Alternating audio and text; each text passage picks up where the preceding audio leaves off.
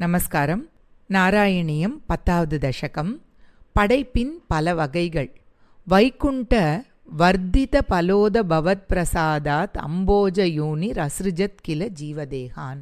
வைகுண்டத்தில் இருக்கும் ஸ்ரீ குருவாயூரப்பா தங்களுடைய பிரசாதத்தினால் இந்த அம்போஜ யோனி, தங்களுடைய நாபியிலிருந்து வந்த பிரம்மா அதன் பிறகு ரொம்ப வலிமை பெற்று நிலத்திலிருந்து தோன்றுகிற மரம், செடி, கொடி முதலிய தாவரங்கள், ஸ்தானூனி நகராதது, அந்த இடத்த விட்டு நகராத தாவரங்களையும், அதற்கு பிறகு பூரூகமயானி பூமியிலிருந்து வளர்கின்ற ததா திரஸ்சாம் ஜாத்திம், அதே போல குறுக்கே வளருகின்ற பசு, பறவை முதலிய விலங்குகளையும், பிறகு மனுஷ்ய நிவகான் அப்பி மனிதர்களையும், அப்புறம் தேவபேதான் தேவர்களில் பல வகைகளையும், உயிர்களுக்குரிய உடல்களையும் படைத்தார் அப்படின்னு சொல்கிறார் இந்த ஃபஸ்ட்டு ஸ்லோகத்தில். அப்படிதானே என்று கேட்பதாக நாம் கொள்ள வேண்டும்.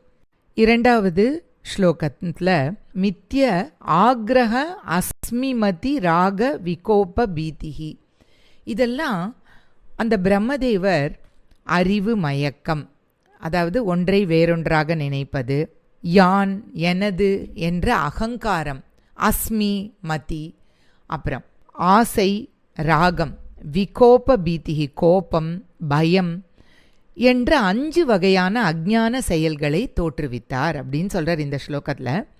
அதற்கு பிறகு பஞ்சவிதம், இந்த மாதிரி 5 வகைகளை சிருஷ்டி பண்ணார். உத்தாம தாமச பதார்த்த, அடுத்ததாக தமோகுணம் நிறைந்த நிறைய பொருட்களை படைத்தார் அப்படின்னு சொல்கிறார்.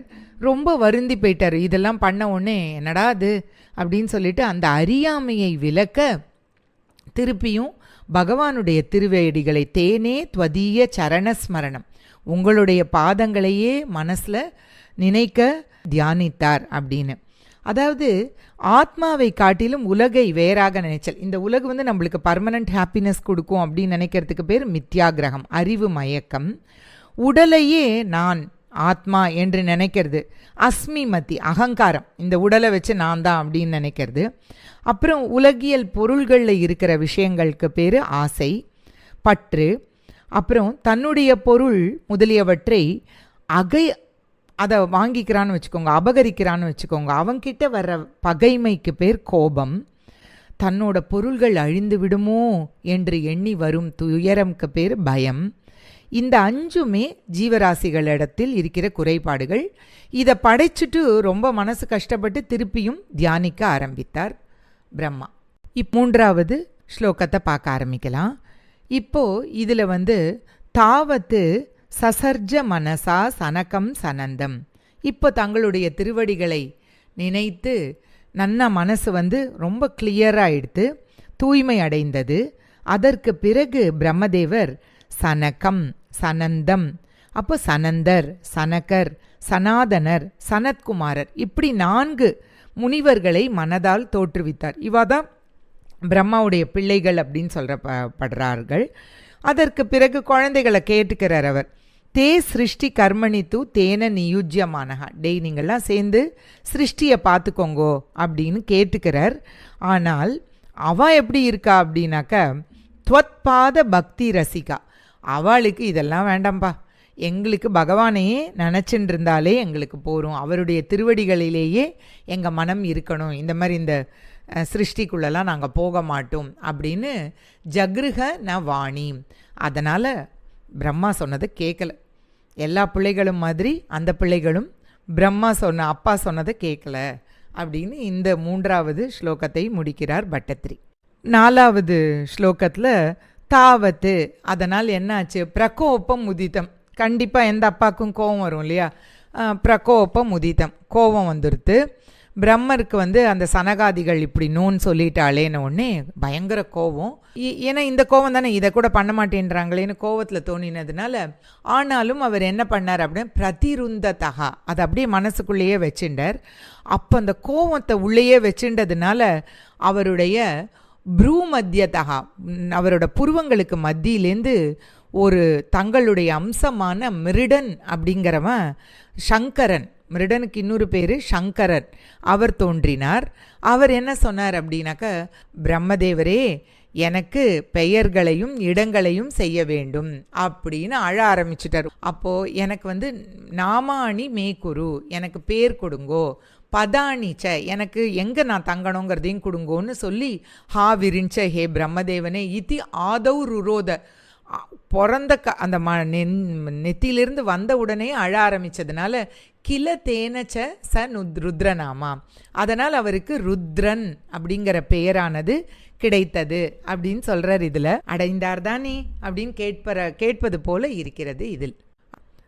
அதுக்கப்புறம் அந்த ருத்ரருக்கு 11 நேம்ஸ் கொடுத்துட்டு அப்புறம் விபின்ன ரூபம் அதே மாதிரி 11 உருவங்களையும் கொடுத்து ருத்ரம் விதாய இதெல்லாம் அவருக்கு கொடுத்து, அதற்கப்புறம் தைத்தா வனிதா அந்த 11 பேருக்கும் தேவையான மனைவிமார்களையும் கொடுத்து, அப்புறம் வசிக்கிறதுக்கான இடங்கள் தாவந்தி ஆதத்த ச பதானி அவர்களுக்கு இருப்பிடமும் கொடுத்து, பவத்து பிரணுன்னஹா நீங்கள் சொன்ன மாதிரியே எல்லாத்தையும் கொடுத்து, அதுக்கு பிறகு என்ன இது பண்ணார், தாங்கள் சொன்னது போலவே பண்ணதுக்கப்புறம் பிராக பிரஜா விரச்சனாய ச சாதரம் தம், பிரம்மா அவரை ரிக்வெஸ்ட் பண்ணுறார், என்ன உயிர்களை படைங்கோ அப்படின்னு கல்யாணத்தை பண்ணி கொடுத்துட்டு அன்போடு கேட்டுக்கொண்டார் அப்படின்னு இந்த 5வது ஸ்லோகம் முடியறது.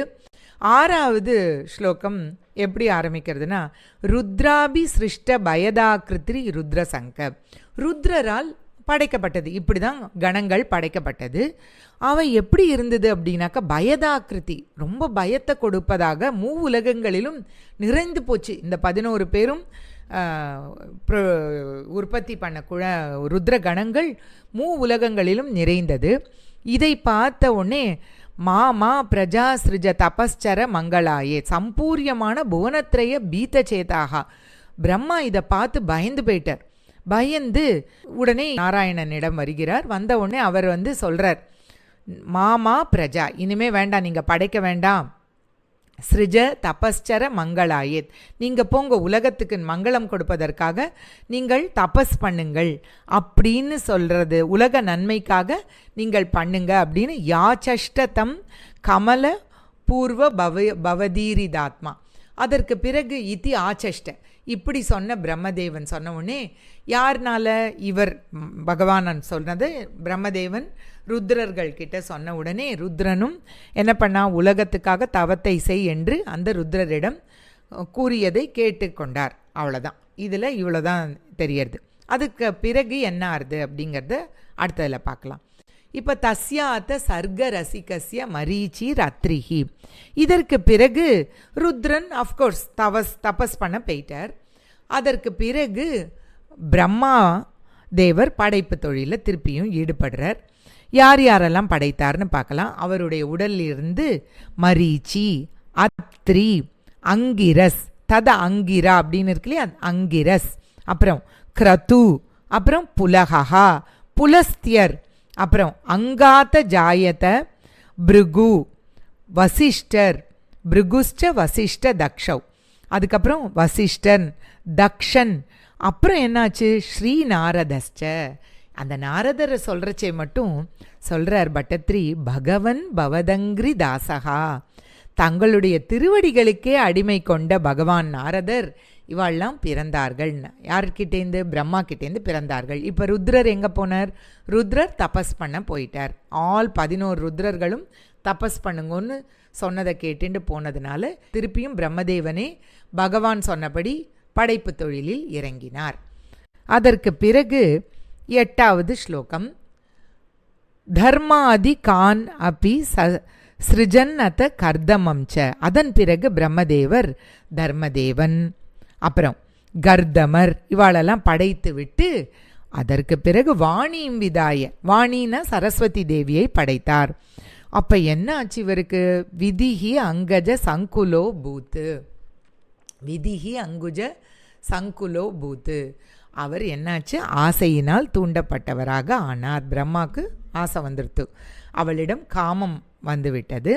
அதற்கு பிறகு துவத் போதிதைஹி சனகதக்ஷ முகைஸ் தனூஜைஹி, அதற்கு பிறகு இந்த சனகர், தக்ஷன் இவாள்லாம் வந்து, இவாள்லாம் புத்திரர்கள் தானே, பிரம்மதேவனுடைய புத்திரர்கள் வந்து, அப்பாப்பா இதெல்லாம் என்னப்பா அப்படின்னு கேட்கவே, அவர்களால் அறிவுறுத்தப்பட்டு நம்ம என்ன காரியத்துக்காக இருக்கோங்கிறத புரிஞ்சின்ற உடனே அஞ்ஞானம் விலகியது.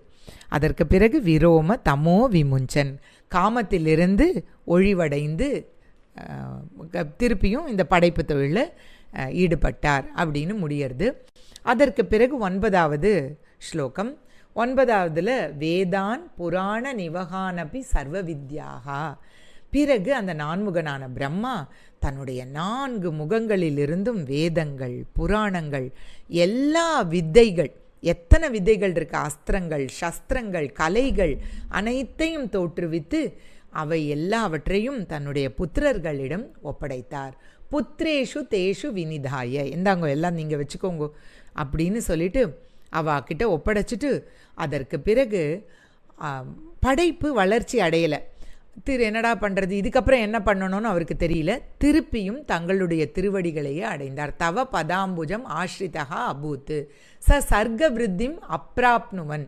திருப்பி என்ன பண்ணுறதுன்னு தெரியல, திருப்பியும் பகவானிடமே சரணடைந்தார். நான் என்ன பண்ணணும் நீங்களே சொல்லுங்கோ அப்படின்னு தங்களுடைய திருவடிகளையே அடைந்தார் அப்படின்னு 9வது ஸ்லோகமானது முடிகிறது. இப்போ அடுத்தது 10வது ஸ்லோகம் பார்க்கலாம். 10வதுல ஜானன் உபாயமத தேகமஜோ விபஜ்ய. இதற்கு பிறகு உயிர்களின் வளர்ச்சிக்குரிய வழியை அறிந்த பிரம்மதேவர் இப்போ என்ன பண்ணார், அவளுக்கு புரிஞ்சுடுத்து இவருக்கு ஏதோ ஒரு ஞானமானது வந்தது. உடனே தன்னுடைய உடலையே 2ஆக பிரித்தார். பிரித்து மனு சதரூபை என்ற ஆண் பெண் உருவங்களை அடைந்தார். ஸோ ஸ்திரீ பும்ச பாவன் அபஜன்னு, அவருக்குள்ளேயே ஒரு ஃபீமேல் ஒரு மேல் பார்ட்டாக வந்தது. ஹே குருவாயூரப்பா, ஹே கோவிந்தா கோவிந்த மாருதபுரேஷ. அந்த மனு சதரூபை இவர்களை கொண்டு என்ன பண்ணார் அப்படின்னாக்க, அவர்கள் தாபியாம்ச மானுஷகுலானி விவர்தயன்னு, அதற்கு பிறகு அவர்களை வைத்து கொண்டு மனித வர்க்கங்களை பெருக்கி இப்படி பண்ணார் அப்படின்னு சொல்லிட்டு, நீங்கள் ஆனால் என்னுடைய நோய்களை தீர்க்க வேண்டும் குருவாயூரப்பா, நிருந்தி ரோகான், என்னுடைய எல்லா விதமான நோய்களையும் தீர்க்க வேண்டும் குருவாயூரப்பா என்ற பிரார்த்தனையோடு இந்த 10வது தசகத்தை பட்டத்திரி முடிக்கிறார். நாமும் அதே பிரார்த்தனையை முன்வைத்து எல்லோரும் நோயற்று நல்ல ஆரோக்கியத்தோடு வாழறதுக்கு குருவாயூரப்பனிடம் பிரார்த்தனை செய்வோம். சர்வம் ஸ்ரீகிருஷ்ணார்ப்பணம்.